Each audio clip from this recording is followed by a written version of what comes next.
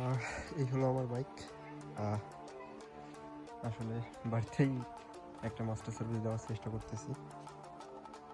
তো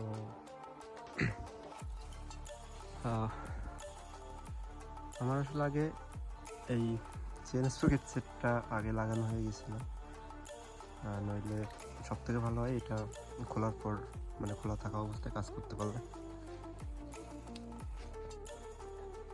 আনফর্চুনেটলি আমি ট্যাঙ্কিটা খুলতে পারিনি, কারণ এখানে একটা 5 নম্বরের এলিঙ্কি দরকার হয়, ওইটা আসলে আমার কাছে নাই। সো আমি এটা খুলতে পারিনি।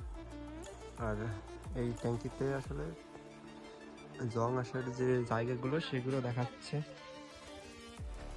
যাচ্ছে এই যে এই জায়গাগুলোতে বেশি জং আসে, এই সাইডগুলোতে।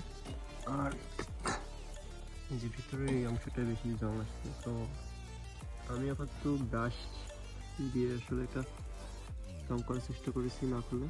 তো এটা আমি পরে করবো।